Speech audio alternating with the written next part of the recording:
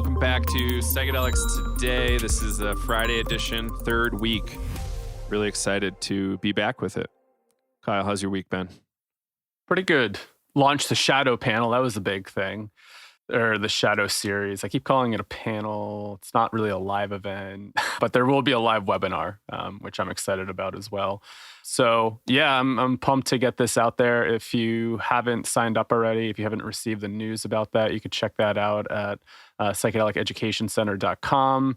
Free/donation sign up. And we might close the free enrollment out on the 19th on Bicycle Day. So get it before Happy Bicycle Day.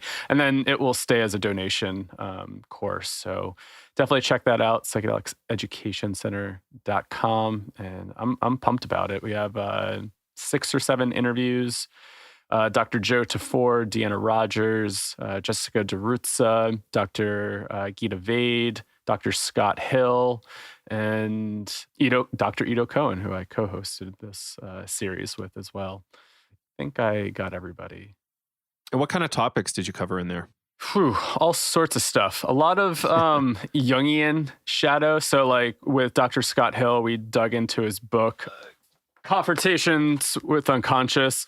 Yeah, so we went over Dr. Hill's work and like a Jungian approach to working with psychedelics and just going over the difference between the dark shadow and the golden shadow, which I think is really interesting, individual versus collective shadow, dark or, really difficult experiences being mixed up with the shadow and how to work with that. Dr. Joe Tafur, we explored his project that he's also working on. I forget the name of it off the top of my head. But his situation in the Amazon? Well, we touched on his new epigenetic project that he's doing with some folks. I can't remember. It's like spirit medicine, spirit something. Sure. We'll put the links. Niue Rao, I think, is his facility in the Amazon. I don't really know much more than that. Right. So we covered, I don't think he works there anymore, but I think he still has maybe some association with it. But yeah, we touched on some of the stuff that he saw down there, talking about maximization culture, ayahuasca retreat centers. So getting into the nitty gritty of the shadow of ayahuasca retreat centers. And just this whole maximization culture around wanting to use psychedelics for optimization and kind of the shadow around that. Deanna Rogers, she worked at the Temple of the Way of Light, or she does work at the Temple of the Way of Light. And we explored, the shadow side of the Shipibo and how they possibly view shadow work, and then just like stuff that has come up that she's observed at retreat centers, abuse and stuff like that. Dr. Gita Vade, we chat about ketamine, her work with ketamine therapy, and the shadow as aspects of character, which I thought was really interesting. And towards the end of that interview, we chatted about capitalism and how that's been really, fueling some shadow aspects, especially within like the ketamine world with like clinics and stuff emerging, and talking about just like the psychedelic clinic business and the capitalistic models that are coming out now. Jessica DeRuzza, we talk about the collective shadow, and I know the controversial topic of astrology, which seems to rub people a different way from time to time, but really interesting kind of depth-oriented archetypal approach to the shadow. And then I forget if we got into this on the interview or just off recording, but really interesting kind of shadow stuff around even our background with some of the Grof depth transpersonal lineages, which is really interesting, and challenges with integration. And who else am I missing? Ido, we just kind of kick that off to a nice little intro of the shadow and how we view the shadow. And I know I'm missing somebody else. Laura? Laura, yes, Laura Northard. I'm sorry, Laura, if you're listening. I totally forgot to name you here. We chatted about her work with Inside Eyes and what she's learned by doing a podcast that was based around sexual abuse, whether that happened during ceremony, but also using entheogens and psychedelics to heal sexual trauma and sexual abuse. So yeah, it was a really awesome series. Went all over the board with it. And I could have kept recording interviews. I would have liked to bring in maybe some more diversity at times and just different perspectives. But if I just kept going with it, it never would have got released. And Ido and I really thought that this was the perfect time to release it with everything going on. A lot of collective and individual shadows starting to emerge at the moment. So we kind of rushed the process toward just wanting to get it out. I could have spent, a couple more months on getting interviews and stuff, but I think it's really important to get this stuff out now while the shadow is like in the light at the moment. Yeah. Shadow is strong right now. So yeah, hurry over there, get your free seat, donate if you can. We'd appreciate it. And, expect more. Like, we're really excited about how people have been receiving it. And I think we're going to be doing a lot more stuff like that. So free, if not donation-based stuff. Yeah, so we just had a really fun call with Eric Davis to kind of spoil the timeline. Y'all won't really hear this podcast probably for another 4 or 5 weeks or something, but we, I've been really excited about his recent High Weirdness book that just came out on audio and Audible. And you can score a free copy if you use our code over there. So audibletrial.com/psychedelics today or psychedelicstoday.com/welcome. Jump over there and scoop up his book. It's a great survey and critical analysis of anomalous stuff happening in the 70s in psychedelic and drug culture. So it covers Terence McKenna, Robert Anton Wilson, and Philip K. Dick. So what did you think of the Terence McKenna section, Kyle? I thought it was interesting, kind of like a different take on La Terrera and the experiment down there. I read The Brotherhood of the Screaming Abyss, so kind of got like Dennis's take on it, and also have heard Dennis talk kind of multiple times about it on podcasts. So it was cool to hear like a different critique and somebody else examine it from like an outside perspective. I mean, the one thing that stuck out to me during that section was kind of like this idea of walking the tightrope on the verge of insanity and madness, or kind of like relating to that shamanic archetype of like, kind of going into these realms.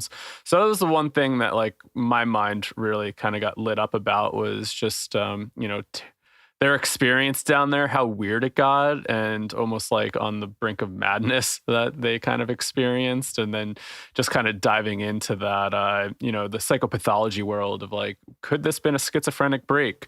Or, were they really onto something? Were they really getting downloads about, time wave and whatever else was going on, having contact with the UFO? But yeah, really interesting. How about you? Did anything stand out for you, particularly in that section? Now, I love that part too. Like, this is something we have a free class on. How do we determine what is spiritual emergence and what is psychosis, or, something really negative going on for somebody? And it's a tightrope for sure. And that's kind of long and short. Like, what can that person tolerate and what can culture tolerate? Culture is not necessarily ready for having prophets everywhere on every street corner, but that's something that could happen if there was enough psychedelic use. So how do we manage that? How do we integrate that? Yeah, overall, I just love the book. Like, the analysis on the McKenna is really, really amazing. There's some great history in there that I didn't know about. The stuff on Wilson, you're going to probably dig that. It's just a really nice, while not hero worshiping, it's like, acknowledging the benefit or the amazing stuff he did, and acknowledging where he might have fallen short. He was an editor for Playboy, so like that's going to drop him down a few notches from being like a Michael Pollan, but he still was an amazing writer, if not like a little smutty or loose at times. And his history was extraordinary. Like, he went through some amazing stuff. And same thing with Philip K. Dick, like an extraordinary mind, one of the top science fiction writers ever. And he probably has more movies made of his books or TV adaptations than any other writer ever. Like Wow. Blade Runner, Man in the High Castle, Electric Sheep, like When Androids Dream of Electric Sheep, or Do Androids Dream of Electric Sheep, more rather. Yeah, there's a ton. There's a ton, and his influence is really not fully recognized in the psychedelic world. So, it's just a really nice survey of the weird that happens, and we encounter weird shit all the time here. And it's nice to have an answer, but is your answer disingenuous? Are you giving enough critical thought to it? And one line to borrow from a future episode, like, are you acknowledging what you're getting by believing something's true? It is part of your analysis. Yeah, sure, Jesus spoke to you, but did he speak to a gazillion people, or are you the only one? Like, is your transmission the only true transmission of Jesus? That kind of stuff. That's not a totally fair example of what was in the book, but, it hints at it. So, overall, I just thought it was extraordinary. Like, if you're into the weird aspects of psychedelia, this is totally for you. If you're only into the clinical stuff, perhaps this is still good for you. Yeah, I just love this weird stuff. Yeah, I think so. I mean, just exploring the weird stuff, I think, is important. And just looking at Eric's critique on how he approaches this, like, I like that he, like, I guess, as we were talking about in the interview, approaching a lot of this stuff with some sort of healthy skepticism and how to really tease apart these experiences, because sometimes shit gets weird. These experiences can get super weird. And sometimes I think that we don't always give enough credit to the weirdness within these transpersonal states. I don't know. Do you feel that way? Like, psychedelic culture sometimes like bypasses a little bit of the weirdness, or gets maybe too caught up in it and becomes too dogmatic. Maybe here's where we coin a new term, Kyle. Weirdness bypassing. As a riff for those who aren't in the know on spiritual bypassing, where people just lean on spiritual stuff to bypass their own material as a shortcut to feeling better.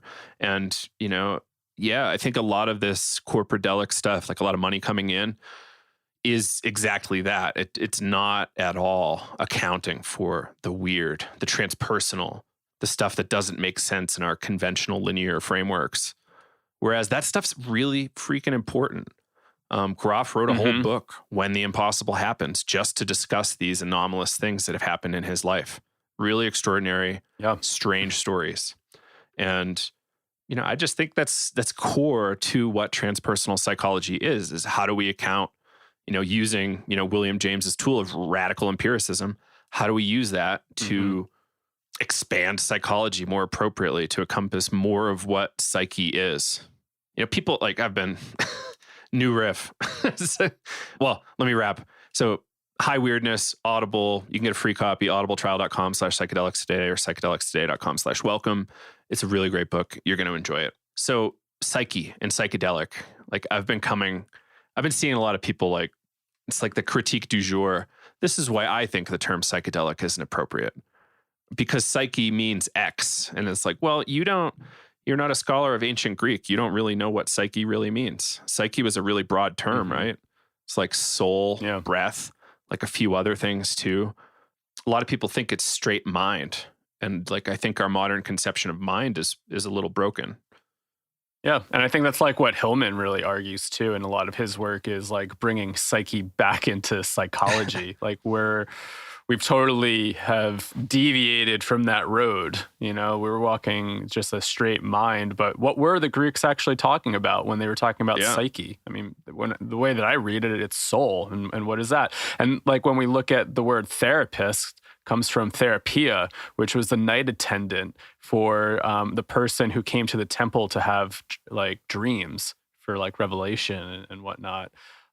Healing dreams, I think, as Lenny talked about. But yeah, and we've kind of totally went opposite ways with that. So sometimes when I think of psychedelic, I actually like the term if we're using it as the way of manifesting soul. And then I think about all the weirdness within transpersonal and soul experiences and just thinking about orienting it towards mind and saying, well, there's just some interesting noise that happens, or this is all biochemical, what are these experiences having on a soul level? Yeah. And I just like to expand that concept of psyche to mean more than just mind. Like if it's mind, body, soul, breath, like all those things together, like then it seems a little bit more appropriate to me. And it becomes more in line with the Grof's definition of psychedelic, meaning like psychic or non-specific amplifier of psychic process. So it's just what's happening in you that's related to psyche that can get expanded. And it's hard to program, but that's kind of what the non-specific part is. Yeah. So that's, rant du jour. I see stuff once in a while on Instagram or wherever. I'm just like, oh, come on. No, no, no, no, no, no. Like, I don't want us to go down a wrong path here. So, and this brings us back to why philosophy is important in psychedelics and why we were chatting with Lenny a few days ago or a few weeks ago. And I think, what was the conversation? Honing versus homing, like around pigeons or something. And Lenny's like, oh yeah, that was his quip was accuracy used to be important. And I think we are dealing with that today in our language around stuff. And it's, there's something there. And if we're making incorrect metaphysical, cosmological, epistemological assumptions while going into very expensive research, we could be wasting a lot of people's time and money. That's a good point. Like if we're making the assumption that mind equals brain, like we're probably wrong. Mind, it's quite easy to show that mind, at the very least, is distributed throughout the body. If not beyond that, using radical empiricism as your guide there. You ever get into Dan Siegel's work, Dr. Dan Siegel? I'm working on lining up an interview with him. I haven't yet. Whoa, cool. I saw him give a presentation over a weekend one time up in Vermont. It was amazing. He didn't use any slides, just riffed the whole time for 2 days. It's pretty cool. But during it, he was talking about like throughout my whole psychiatric residency and just my medical training, there was nothing on defining mind. It's like we're having all this conversation about brain science and psychology and mental health, but like there wasn't one conversation about mind, right? And I think it's just to that point, like I don't know, what is mind? What is psyche? What is soul? And using these terms, I guess, correctly. I've been thinking about that a lot of like how loose our language structure has been. Like reading some of these like older texts, like Whitehead or James, and I'm just like, wow, like none of us speak like this or write like this anymore. And I wonder, are we getting lazy? And I know technology has definitely probably played an impact, like a role in that. I just remember the old days of AOL Instant Messenger and just creating the LOL and, these shorthands for stuff and people just like, spelling, just spelling words all sorts of wacky ways, Yeah, no, it's interesting. Like we have been strongly influenced by technology. We're getting software and hardware developed specifically around the latest findings in neuroscience and psychology about how to manipulate primates, the primate mind. And it's very addictive. It's really changed our level of attention. But, education was different then too. Like I remember having this line, like the density of meaning per word in James and Whitehead is outrageous compared to what we're reading today. And, it's not as easy to digest. Like Whitehead, like the finding I had recently when reading Process and Reality is it's really not that hard to read Process and Reality. You just have to take it step by step. There's nothing there that you're not going to understand largely. Like once in a while, there's some stuff, but and James is far easier than Whitehead and similarly important. Yeah. Yeah. So words and accuracy and it's a big deal. Like I feel like it's a little bit of a OCD thing coming up in me, but I also feel like it's really meaningful because we could be making huge mistakes by not being accurate. The same way if you're talking about the conclusive evidence from an 8-person study and universalizing that to all humanity, like that's probably a mistake. Right. Yep. So, like that's more like the scientific rational thing where you need a sample size of 50 to be even taken somewhat seriously. And that's still not like a phase 3 trial with thousands of samples, thousands of individuals in it. So, it's worth reading Whitehead. It's worth reading James. We're working hard to deliver more training around this stuff. And like, philosophy is really important. Kyle and I are getting run through the ringer right now with Lenny, studying Plato, Plotinus, the pre-Socratics. It's been really helpful. Well, why do you think that's helpful for psychedelic-oriented people or people interested in the psychedelic world? Like, how does philosophy meld into this? Well, if we want to look at like pre-Socratics and Plato, so the pre-Socratics and Plato were in this world that was certainly pre-scientific method, and like inquiry was certainly really difficult. And they were trying their best to put words around this stuff, make sense of what was happening in the world, account for the gods, the seasons, the elements, all that kind of stuff. And it's kind of similar to today, how we are also struggling to understand and have helpful language around the psychedelic experience. Your friend Lucas, in one of his questions that we were supposed to ask Eric, was really interesting. Something around like how psychedelic phenomenology is really helpful. Like if we had a really good person like Peter Swarstedt Hughes or something develop a really nice system of psychedelic phenomenology, that would be wildly helpful for psychiatry and psychology generally speaking, because we're speaking more appropriately to phenomena that come up. You know, like it expands the language. Its usefulness is huge. Like Whitehead even gets into this, like speculative philosophy actually produces useful things. It's not just like, okay, somebody developed the light bulb. It's like, well, no, we have this whole new framework of how to think about things that can be really helpful and help us become more and more correct, perhaps closer to truth. Like it's this sine wave function of like getting closer and closer to like this line that is truth, but we're still like, we're never really going to hit it, but we're going to get closer and closer over time. And that's kind of the project of science, the project of humanity in a lot of ways. Do you remember how Whitehead describes speculative philosophy? Something about an airplane taking off. Oh shit! No, I forget that one. That was I remember that in the class we're in with Trip, like that came up a whole bunch. Apparently, it's one of the most popular Whitehead quotations. It's really interesting to be in this other training about Whitehead with all these Christian folks doing kind of theology. Did you find it there? I'm reading through it right now. I'm trying to see if it pops out at me. Yeah. So like we're still experimenting with the idea of putting together some relatively comprehensive philosophy and psychedelics courses to help us all kind of be at somewhat of a fluent and hopefully playful level with this stuff. It's not necessarily about taking it super seriously. It's about how do we get fluent in this stuff and have fun with it and help it improve our thinking and our work, generally speaking. Do you really necessarily want to believe everything wholeheartedly that the DMT elves told you? You know, maybe that's not the best thing for you or the world. You know, perhaps hold that as a possibility. I'm not going to tell you it's true or not, but, think about that.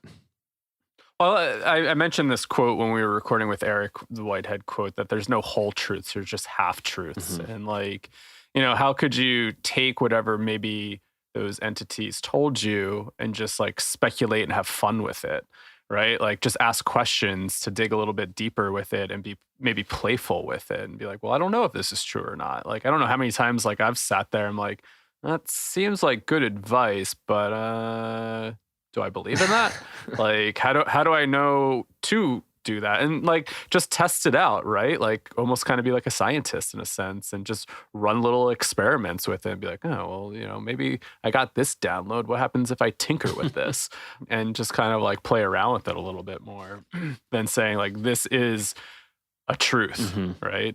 I always come back to that. Like, what is true to you? Can you identify a truth in your life? Stripping away your programming, your education, cultural influences, and really thinking at the core of who you are and the core of some of your experience, what do you know to be true about this reality? And it's hard. I mean, I think the closest thing that I've come to, I don't even know if like the truth would really be embedded within the psychedelic experience sometimes. But I mean, I guess the truth that like really resonates with me is that experience of laying in a CAT scan machine, dying, and just knowing or having that feeling. For me, that's the only truth I know in some sense. Everything else is just kind of like, oh, well, somebody told me this, somebody told me that. I learned this over time, and these are just all ideas that I have. But at the core, fundamental truth of who I am or what I believe in is in that experience. And, maybe because that brought me to the brink of what the hell is life and where am I going, right? That's the only thing I can really come back to is true. So when I hear all these things, like we were talking with Eric, like conspiracy theories and all of this like weirdness, I sit there and really kind of pull back and be like, I don't know if I believe in that. It's fun to entertain ideas and believe in it to some extent, but then there's a whole other side where I'm like, I don't know. I don't know. That doesn't really resonate with me at times. So. It's Plato's analogy of the divided line, I think. There was like different series. And this is over 2,000 years ago that he was coming up with the limit, like a great way to structure the types of knowledge and the limits of knowledge. And I think that's really impressive and worth looking at. It's pretty amazing, like going back and looking at philosophy and some of like, what Plato and Socrates and even the pre-Socratics were talking about and being like, wow, not much has changed in thinking about some of these like core concepts. I mean, to some extent, yeah, maybe cultural influences have flavored these thoughts, but we're still, you read it and it's still so relevant to today, which I think is fascinating that, how old are some of these writings, right? It's like, yeah, in some cases approaching 3,000 plus years old. And yeah, it's pretty extraordinary. And perhaps there was stuff going on before that, a la Graham Hancock, but how do we know until there's more evidence? Like I strongly suspect it, but there's limits to what I can assume based on the information someone like Graham Hancock kind of presents. Yeah. So it's really cool. So yeah, moving on to the next topic here. What do I have? This Psychedelic Liberty Summit event is coming up in what, a week or two, Kyle? I think it's if you're listening, 4/24. Yeah, if you're listening to April this 24 weekend, maybe. Yep. 20. I think it starts on that Friday. If not, it's that Saturday and Sunday, the 25th and 26th. Right. So go over to psychedelicstoday.com/welcome. You can find a discount code and an affiliate code to help us out if you're interested in joining that. It's essentially talking about the long history of psychedelics in the world and how to bring more freedom and autonomy to individuals and exploring a lot of different angles there. It was canceled in person on account of the COVID-19 crisis, and now they're all digital. That team has put in a tremendous amount of work to make this happen and not totally cancel it. So if you're interested in it, check it out. You can learn what folks are going to talk about on the link, and yeah, check it out. So again, psychedelicstoday.com/welcome. Next, breathwork and spreading COVID-19. So you and I spoke a little bit about this in the past, but we are not 100% comfortable with doing breathwork in this kind of new world because people in our workshops get really close to each other, facilitators and sitters getting really close to breathers at times. And there's coughing that happens, a lot of fluid spray, unfortunately. So it's just a really perfect place to spread COVID if somebody has it there. You're certainly not 6 feet apart. And you're, definitely not necessarily able to wash your hands every 3 minutes, like maybe we should be these days. I don't know. Yeah, it's kind of unfortunate because we had a lot of plans this year for breathwork. And anything coming up for you about breathwork and the disease? I think it keeps coming back to us just because we keep having conversations with Lenny and Elizabeth about it. And last time we chatted with them, they are just trying to play it day by day. And then, sometimes that's influencing, should we put on a workshop? And they've been talking about maybe even holding off for like a year or so until like things like really settle down. And, some of the reasoning was, okay, maybe you already caught COVID-19 and maybe you have immunity to it, but you also have to think about the other people that are coming to the workshops. So like even translating that to like group psychedelic experiences and going down to like our retreat center is going to start opening back up and just kind of really thinking about safety wise, like maybe there is somebody susceptible in that group that could, come and then who knows, maybe somebody is, we don't know, right? We don't know how this is going to play out. We don't know if there's going to be like a second wave of it. So it's so hard to really try to figure the future out. But it's tough because we're trying to also do training with the Gibsons, and obviously having the experiential part of it is part of the training and having the experience. So, it's really shifting things for us of being like, ooh, all right, well, we have to put all this stuff on hold. And just thinking about the safety, like, we always come back to safety is priority when breath work or any other type of work, and really thinking about the other people that might be joining the group, right? Like, how do you keep the group safe? And as of right now, it feels like the only kind of safe way to go about doing that is not being able to offer group workshops like that, where people are coughing, breathing, all that stuff is going into the air. Sometimes people are spitting and coughing things up. So yeah, could be a petri dish at times for spreading disease, something contagious as COVID. So on the Dream Shadow side, we're in the meantime doing a lot of online stuff, reconnecting with community that we spent a lot of time in retreat with, and deciding on how best to develop our kind of digital resources, like training people on music, for instance, or training people on abnormal psychology. So perhaps we can make our in-person time a little less lecture-oriented and maybe more free-flowing. And yeah, like hopefully that's a really positive transformation. People come into the trainings more prepared, and we can have, just like we do in our Navigating Psychedelics for clinicians and therapists course, you do the material first and then you come together to discuss it. Like any good university course should be, Yeah. Like I've spent a lot of time just getting talked at, and that's cool enough, but it's far better to have a better grasp on the content and then discuss it, I think. Yeah, I mean, I even think about like my master's education of just hanging out in forums and just reading books and not actually having much interaction. And I'm like, what the hell did I just pay for? Well, you got the letters. That was the primary objective. Secondarily, you probably learned a lot too. No, yeah, I learned tons. But no, I just think about like online formats and stuff like that. And, that's why I really kind of stress this hybrid model of like going and doing your homework, learning, and then coming together. I mean, that was my critique every time, like, they'd ask for surveys from the college. I was like, more Zoom meetings. Like, I need to process this stuff, not by just like typing it out in APA format in a forum. Like there needs to be more dialogue and, like conversation that's happening. I don't know. And that was just like my undergrad. I think I might have mentioned that. I mean, we would just have 3-hour classrooms sitting around in a circle or sitting around, a circle of desks, just chatting about the material. Very didactic in that sense. Yeah. Some of the top schools use that model. You're never getting lectured to.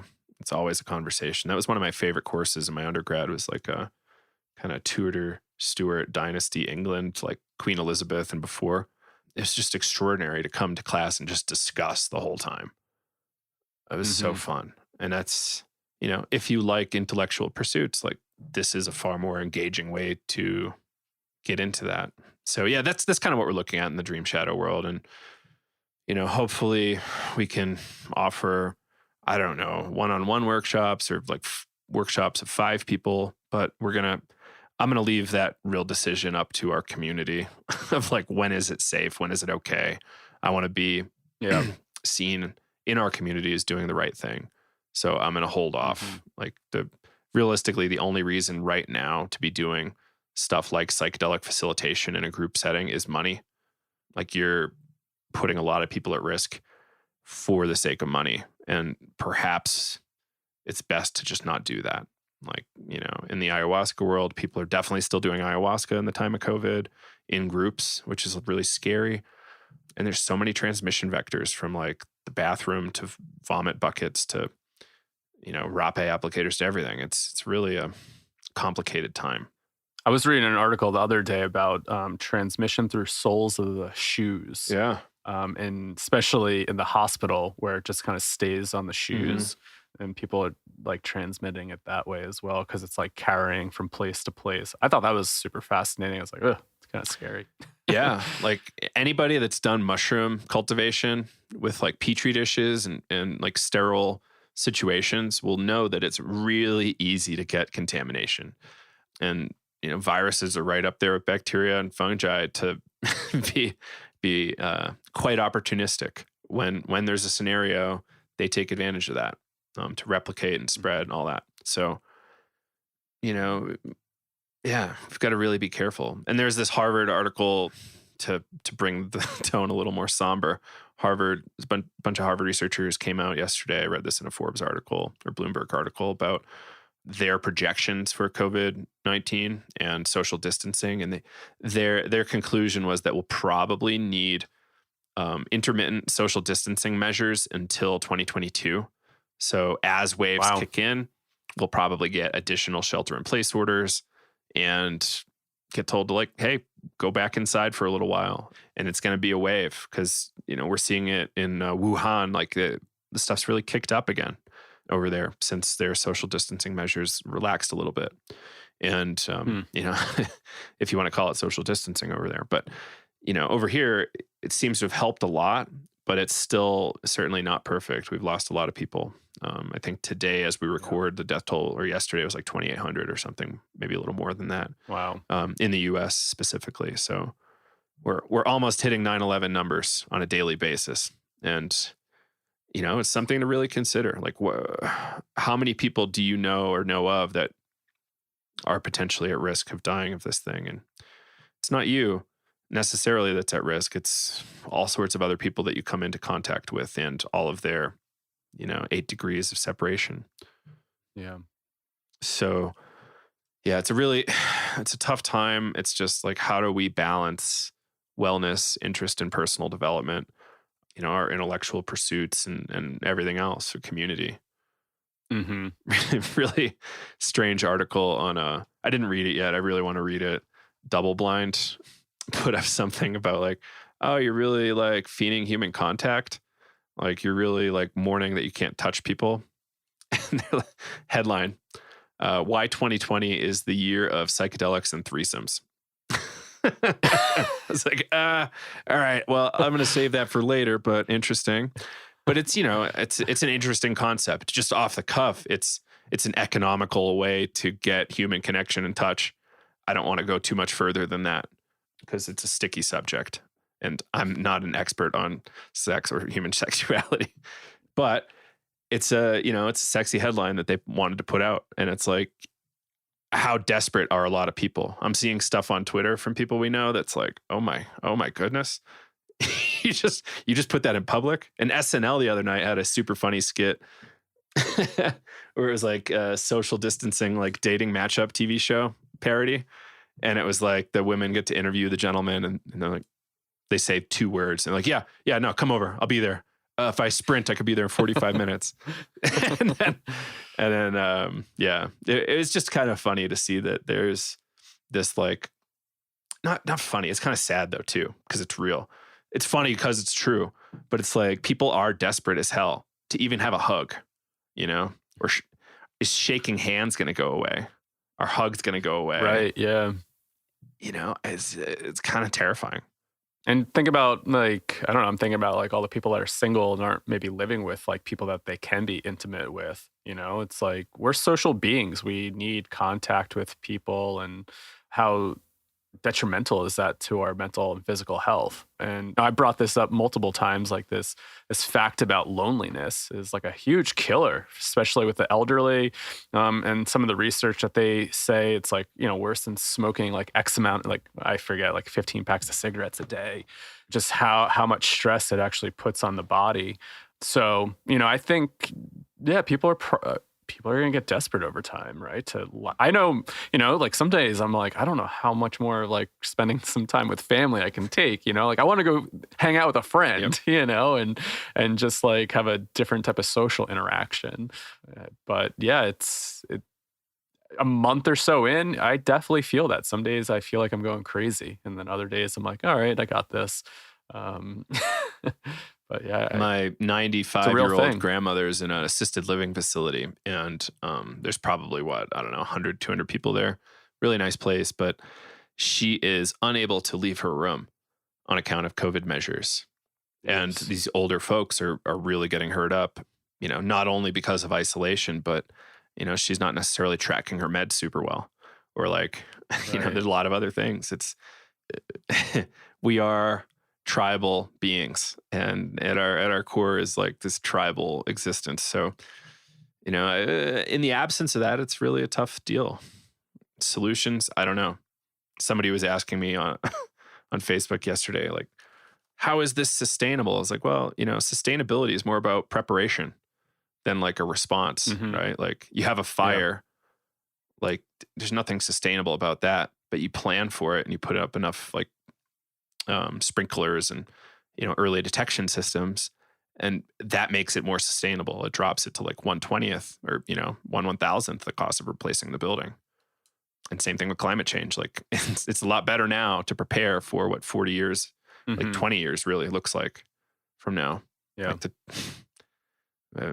this is psychedelics today, not climate today, but 2040 is the projected like worst part of climate change is going to really hit us. And that's only 20 years out.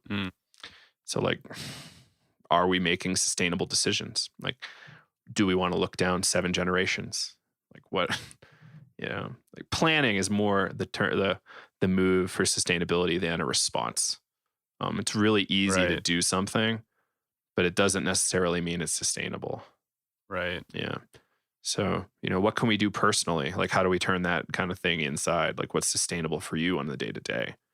Like, maybe you don't like pull up I'm going to journal for 3 hours every day, meditate for 3 hours every day, do yoga 3 hours every day. Like, that's probably not sustainable. But if you can figure out a good proportion that is sustainable, maybe you can find something that's really helpful long term.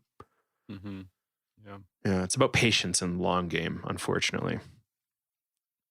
Which sometimes long-term visions aren't really good in the West. I feel like very short-term oriented. And then crisis management when it happens versus like preventative. Right. Really linear and singular. There's a great new Audible audiobook by Paulin. It's like a, 2 to 5 hour audiobook on caffeine and how caffeine is like a psychoactive drug that has really shaped the modern mind. And how it's more of like a spotlight consciousness than like a lamp, kind of like a not so linear consciousness thing like we used to have when everybody in Europe was just drinking every day a lot before caffeine. And now we have caffeine, so you can actually do linear appropriate tasks like accounting. But you have to like back off and try like a different kind of consciousness once in a while, which is more like free flowing, kind of like psychedelic, relaxed cannabis style or like float tank or something. So that's a really great audiobook I think people should pick up too. It's really helpful to understand that. And apparently Roland Griffiths was super involved, a famed psychedelic researcher in caffeine for a while. And he was featured. There's a few really funny stories in there about it. Roland wasn't too, I might be saying this story wrong, so go buy the book. But there's something about Roland not necessarily realizing the caffeine addiction was a real problem until one day he just like didn't have time or something came up and he just started chewing on beans and following it up with water. He's like, yeah, there's probably some not great behavior or stuff going on behind this. So I'm going to check that out. Yeah. So I thought that was clever and interesting. All right. So what's next here on the list? Yeah. Possible timelines. Yeah. Like hopefully summer. Realistically, we might not be seeing return to normal until 2022 or later, if there is a normal anymore. And that's something we can talk about at length later, like how to adapt, how to create. What is normal? Yeah, like re-examining normal. And maybe that's what we're doing with this whole weird topic. Yeah, I think so. I mean, do we want to go back to the way things were? Or do we take this like highly weird, uncertain, chaotic time and try to do something else with it? Right? I mean, when you think about like the psychedelic experience, highly uncertain at times, highly weird. I mean, typically people are wanting to do this because they want to make a change and that maybe they want to like deprogram and do something completely different. And I don't know about for you or anybody else that's listening, but this definitely feels like a psychedelic experience, uncertain, a lot of chaos, and kind of a lot of deprogramming in a sense of like, oh, I can't go do my normal things, right? So how can I create new norms, maybe new behaviors? And so, it might suck, but I mean, again, long-term vision. Like, do you believe climate change is happening? Do you believe that like, the world is it's getting heated up and like stronger storms are happening. I was even thinking about this, like, there's a couple tornadoes down south. 2 days ago, we had really, really strong winds up here. And I was just thinking like, oh man, like what if the power goes out for like extended period of time on top of this virus and people like get really hurt during a natural disaster, or the hospital is already at capacity. And I'm like, whoa, this is, a lot to think about. But, just kind of thinking long term, like if you do believe that, climate change is happening, the Earth is warming up, the sea levels are going to rise, storms are going to get more intense, then how are we going to prepare? Maybe this shift in new norms will lead us towards a little bit more sustainability. And as you were saying, Joe, that's a lot of preparation, right? And that's going to be really hard to do because it's really making us reevaluate of what am I doing on a day-to-day basis, Because, I think you would probably agree, and I think most people listening, that what we're doing is not very sustainable, right?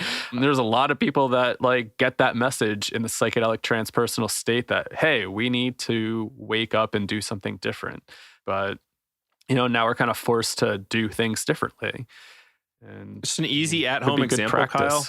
Like how many forests did you used to play in as a child that aren't there anymore? Let's see. Like 90% are gone, probably. I used to play in my backyard. Yeah, where I grew up, there was definitely a lot of like farmland and forests, and then really got developed as people were moving westward out of New York City or eastern New Jersey. When I grew up, it was like a kind of a gravel type road, like gravel and tar road, lots of trees. And then a lot of things got knocked down, more developments were being put up. Yeah. And well, that's a really interesting thing. So I thought about this a lot when I was taking an eco-psychology course, is that like, do you know the story of your land? And like, what are those narratives of your land?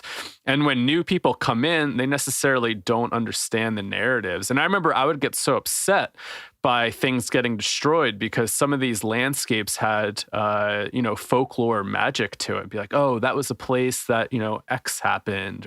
But when new people come in, they don't see the old narratives of the landscape, right? That's kind of off topic, but you just even kind of bringing up like forests getting destroyed that I used to play in, and thinking about how much landscape really impacts a person and their psyche, and the stories and the narratives around that landscape, really informing them on how they're showing up. Yeah. In a permaculture class, they used to say you had to, a really good idea was reading like 3 or 4 good natural histories of where you live. And it's no secret, I used to be really into like esoteric and occult stuff. So I knew some people who were into druid kind of things, like earth magic out of Celtic Ireland, like way before Christianity. And, you had, before you could even really jump in and start really like digging into their program, you had to read like 6 to 9 natural history books on your region. So you understood like, how did the earth evolve there? How did the, beyond your tectonic stuff, like, what is the biology there? Like, how does it all interact? What did the original people used to eat there? And being in America, it's even weirder because we're abstracted more from that. It's invisible that there were native people that were decimated and removed from these. That had stories around their landscapes. Yeah, perfect example was that town or city or village in Japan when the tsunami hit, right? They had those rocks as markers saying like, don't build below, because they understood the cycle of tsunamis coming in.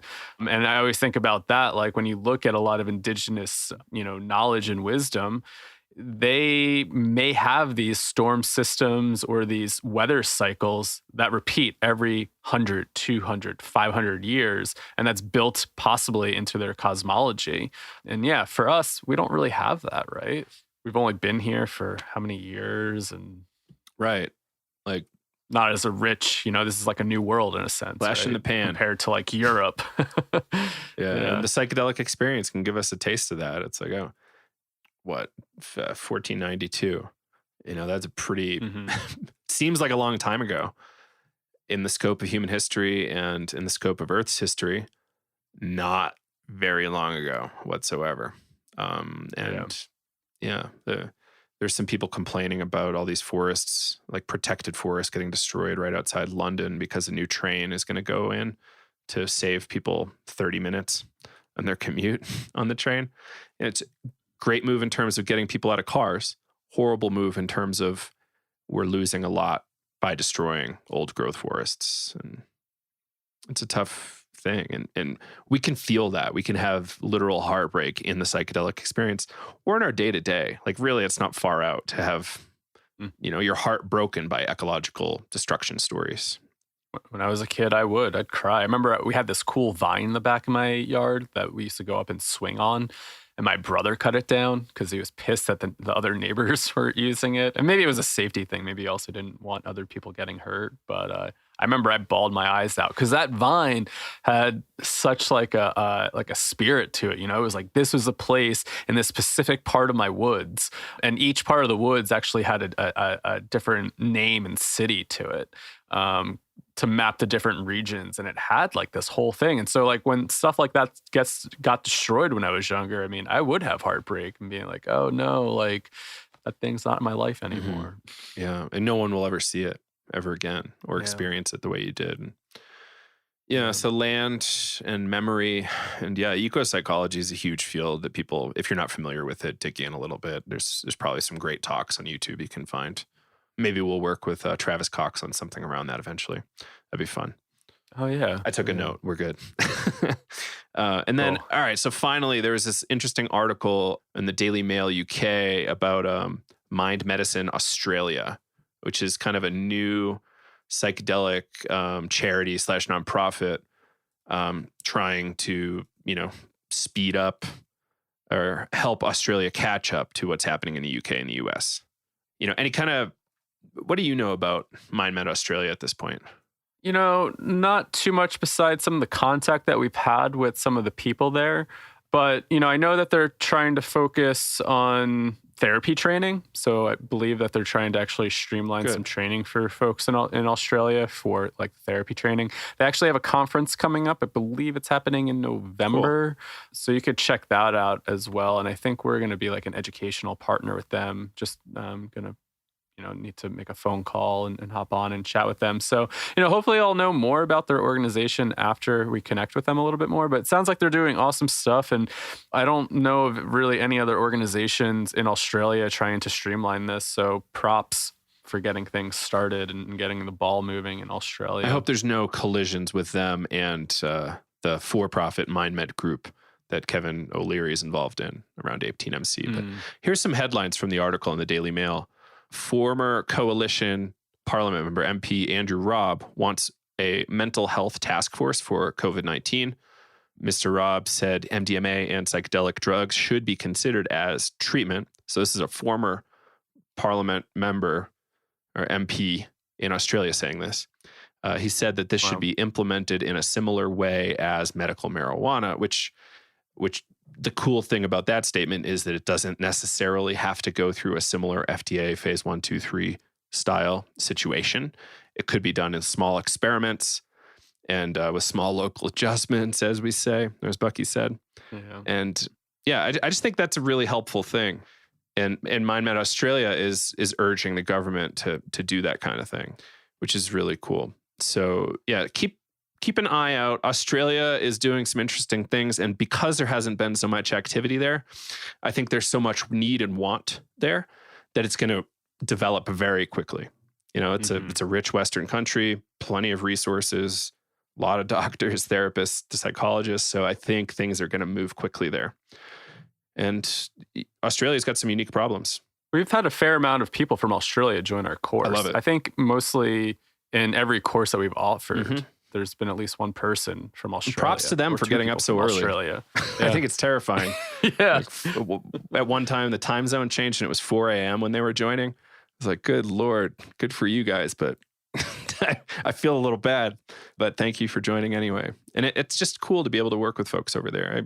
I love Australia. I haven't been yet. It would be really cool to go to their conference in November, but who knows what the virus situation is going to be like at that point. Yeah. Really hard to tell. Yeah. So we're at about an hour. So I guess a couple closing thoughts. I think we only have about 4 spots left in navigating psychedelics for clinicians and therapists in our 7 p.m. U.S. Eastern time slot. Starts May 7. If you want to get in there, check it out. psychedelicEducationCenter.com or psychedelicstoday.com to find it. Yeah, it's going to be a really fun course. I'm really excited for it. I was shocked at how quickly people were buying seats for how little we were really pushing it. So yeah, come join. We've had a lot of really great testimonials. I don't know. I've just had a lot of fun teaching it. It seems like people have a lot of fun being there with us. Mm-hmm. Definitely. Yeah, I think I haven't updated the list, but I think, by the time we put this episode out, there's probably only going to be like 3-4 seats left. But, I think people really want the education. And I know, like, I definitely wanted it as well. So it's been fun just putting the material together and, kind of co-creating it at times, And I think that's what I really like about the Zoom meetups is here's all the material, go watch it, go read this article, and then we can come together to really like learn. And so I really just like that kind of learning environment, hearing other people's stories, other people's insights. And, we just get like a great mix of expertise, and love when we are able to get some guest, presenters to join us, like Dr. Mike Sapiro or Dr. Raquel Bennett, who have joined us in the past, to also share their expertise. So, also some extra bonuses at times, get some guest presenters in there to actually have some one-on-one time chatting with these folks as well. Right, like people that have well over a decade of direct experience doing clinical ketamine psychotherapy. And you can Q&A at them hard for a while and learn a ton. It's just really an amazing feature. Not only do we have a lot of that stuff pre-recorded, but we have these bonus sessions where you can actually interact with them on video. It's just great. So anything else on the class? No. So if you're thinking about joining, if you just want to become a little bit updated and become a little psychedelic literate, like say if you're a new therapist, for example, I mean, this is like where I've been really thinking about why I created a course like this, why we're trying to offer this, is a lot of folks are starting to get really interested in psychedelics. And, maybe you have clients that are coming to you and you really are just at the beginning of learning about psychedelics and maybe you feel confused, don't know which direction to point them to, maybe how to hold their experience. And so, we really just want to get you up to speed. And even if you are a seasoned, psychonaut, you have experience with this, there's tons of value, just from the master classes there, learning on, we have a master class on multiple master classes on ketamine, right? So here's a possible legal avenue to get started with now. And, you can learn about, maybe how to get involved that way. So, so it's a really great course if you're just getting started, but also if you've been in this for a while, we can really dial in, ask these more nuanced questions and to really dig in. Or if you're working with people, right? Bring some of these challenges and questions to the group so we can all learn together. So I think it's just, I have a blast teaching it and it goes by so fast. And I think the other part where we mentioned in some of the last podcasts was our projects. I love seeing what people are putting together. There's a small project involved in the group, in the class. So there is some homework. Some people don't like the homework, but it's for you and it's not really for us. And I love seeing that some of our students keep it as a continual process. The last one's been over for weeks now, and we're still seeing kind of iterations on that. So it's a really cool thing. So yeah, psychedelicEducationCenter.com to learn more. And if you're interested, hope to see you there. There's a wait list if the course you want to be in is filled. So sign up on there. And there will be one in the future. We just don't have any dates set yet. Finally, a couple ways to help us out on the show. You can leave a small monthly donation at Patreon, as small as $2 a month. We'd really appreciate that. Patreon.com/psychedelics today. Audible is a great sponsor of ours. If you want to crunch through a bunch of psychedelic audiobooks, this is a great way to do it. And you can get a free month trial and a free audiobook at audibletrial.com/psychedelics today. Or you can find the link at psychedelicstoday.com/welcome. Again, this High Weirdness book by Eric Davis is extraordinary. Mike J's Mescaline is wonderful. Jim Fadiman's Psychedelic Explorer Guide is essential. And in 1 or 2 weeks, Holotropic Breathwork is going to be up there, which I'm very excited about. I only read it once, so I'm excited to go through it on audio 3 or 4 times just to like super internalize the content. Yep. Yeah, there's so many great stories and helpful explanations in there. So audibletrial.com/psychedelics today. Learn more. And really, if you don't have money right now, that's totally fine. Leave us a review if you could on Facebook, iTunes, or podcast app, or just tell a friend about one of our episodes, and that's plenty. So yeah, I think that's it for this Friday. Thank you all for listening. Thank you, Kyle. Yeah, thank you, Joe. And signing off till next week. We'll see you next Tuesday, everybody. Bye-bye.